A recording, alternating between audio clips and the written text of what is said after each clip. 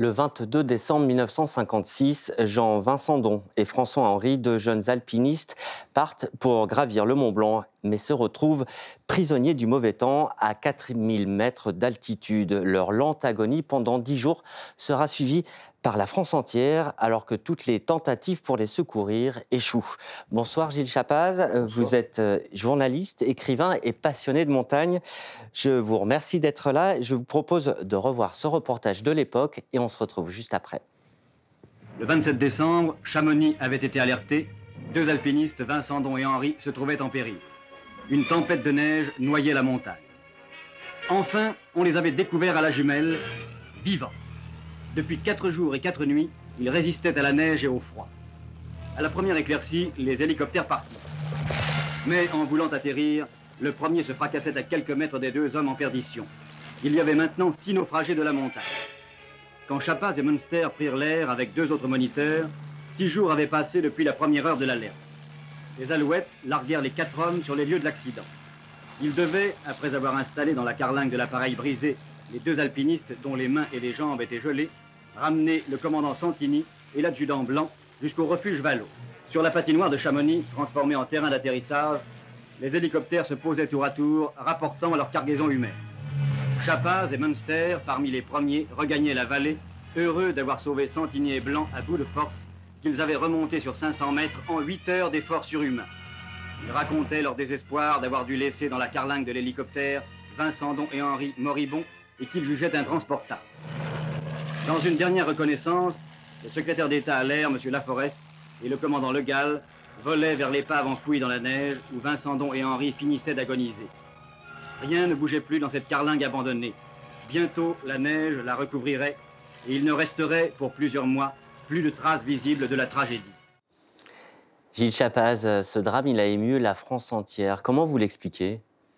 Il faut savoir qu'à l'époque, il n'y a pas de secours en montagne qui est organisé. À Chamonix, ce sont les guides, l'École nationale de ski et d'alpinisme et l'École militaire d'haute montagne qui se partagent une espèce de vigilance quand il y a un accident. Mais il n'y a pas de secours professionnel. Et quand il y a cet accident qui survient, quand ces 2 alpinistes sont coincés, ils sont coincés à Noël, après avoir tenté une voie qui était pratiquement une première, et ils font ça pour se faire remarquer, pour être sélectionnés dans les expéditions himalayennes. Donc à Chamonix, il y a tout un débat qui se construit pour dire mais est-ce qu'on doit aller les chercher? Ce sont des amateurs qui tentent quelque chose, on va leur faire confiance, enfin, etc. Donc ça tergiverse. Et à un moment, on s'aperçoit que ces 2 alpinistes, on apprendra après dans quelles circonstances, sont coincés au milieu du Mont Blanc, devant un sérac énorme. Et là, on se dit, il faut aller les chercher. Et le secours est déclenché. Est-ce qu'ils étaient téméraires, comme l'ont dit un peu les commentaires d'époque, ou est-ce qu'ils ont joué de malchance? Il y a un peu de tout. C'est-à-dire qu'ils étaient partis extrêmement chargés, par exemple. Et donc, très vite, ils ont fatigué. Ils ont un peu surestimé leur force pour faire une voie qui était difficile, qui était la Brinf, qui est sur un itinéraire italien du Mont Blanc. Donc ils se sont usés à faire cette première. Ils ont rencontré dans le même temps un alpiniste italien qui s'appelle Bonatti qui les a un peu aidés. Puis à un moment donné, les 2 cordées se séparent, eux se perdent, ou ils décident de descendre, ils sont fatigués et ils sont coincés. Donc là, il faut aller les chercher. Qui va les chercher? On décide que le secours terrien est très difficile, par voie terrestre est très difficile, donc on décide, c'est l'armée qui décide, de faire un secours par voie aérienne. Mais l'hélicoptère qui est envoyé, c'est un hélicoptère militaire. Il n'est pas du tout adapté à ce genre de... C'est un Sikorsky, qui est un hélicoptère qui n'est pas adapté, mais à cette époque, aucun hélicoptère n'est adapté. On ne sait pas encore comment va se comporter si bien l'Alouette. Donc, qu'on va tester quelques jours plus tard pour redescendre des sauveteurs. Donc, on décide d'amener des secouristes par voie aérienne avec des hélicoptères Sikorsky, qui sont des engins de guerre, mais qui ne sont pas faits pour ce genre de vol. Et quand l'hélicoptère, le premier, arrive près des naufragés, les pales lèvent la neige et l'hélicoptère va se cracher dans la montagne. Lionel Terray, le grand alpiniste grenoblois, avait critiqué les secours pour leur lenteur et leur décision tardive. Oui, mais Lionel Terray, il était en conférence à ce moment-là, il s'est décidé un peu tard, il a décidé de faire un secours par voie terrestre, mais il est resté bloqué, tout Lionel Terray qu'il était avec les gens qui l'aidaient, il est resté bloqué au refuge des Grands Mulets parce que c'était impossible, avec la neige qui était tombée, de pouvoir rejoindre les alpinistes en cordée, quoi. Donc là, c'est toute une polémique qui commence à avoir le jour en disant fallait y aller, fallait pas y aller comme ça. Les guides de Chamonix n'y vont pas. Pourquoi ils n'y vont pas? L'armée prend des mauvaises décisions, enfin, etc., etc.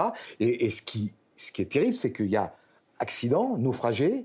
Et suraccident. Et il y a suraccident. Et après, il y a un troisième accident, parce que une des cordées qui essaye de sauver les pilotes et les copilotes qui sont en civil, eux, ils se retrouvent dans la neige, ils n'ont jamais fait de montagne, donc on décide de les sauver, et il y en a un qui tombe dans une crevasse, qui est blessé, il faut le remonter, là c'est mon papa et Minster qui l'ont remonté à dos d'homme, et donc après les secouristes de l'EHM, qui sont des guides, mais des civils qui travaillent pour l'armée, qui travaillent sous les ordres de l'armée, donc font leur travail, ils sauvent les secouristes, c'est ce qu'on leur demande de faire, et en même temps, on leur dit maintenant, vous rentrez. Alors qu'eux font la promesse aux deux alpinistes de venir les chercher à la première éclaircie, quand ils ont ramené les autres au refuge. C'est ce que j'allais vous demander.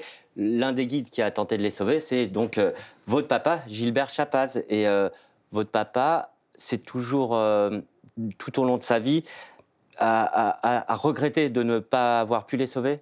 Ben, il se passe la chose suivante, c'est qu'à un moment donné, il faut expliquer aux deux alpinistes. Il y en a un qui est... Jean Massandon est en très mauvais état. En revanche, l'autre alpiniste, Henri, va pas mal, il discute, mais il a les yeux gelés, et ils sont très gelés. Ils sont très gelés. Donc, mais ils discutent, et là, ils échangent, et papa va fermer la porte. Non, avant de fermer la porte, il dit à Henri, il lui fait la promesse de revenir à la première éclaircie, quand ils auront sauvé les guides, et le pilote et le copilote. On voit là, votre papa, c'est beaucoup plus récent. C'est Henri, ça c'est mon papa, c'est en 2007. Voilà, le frère de Henri. C'était très émouvant cette rencontre pour les 50 ans. Là, mon papa, il a 90 ans, et là, il vient, voilà, ça c'est une image formidable, il s'excuse, et Henri lui dit, mais il n'y a pas à vous excuser, et mon père a vécu toute sa vie avec la promesse qu'il avait faite à son frère de venir le chercher. Merci beaucoup, merci Gilles Chapaz, merci d'avoir été avec nous. Tout de suite, retrouvez vos informations ici 19h20.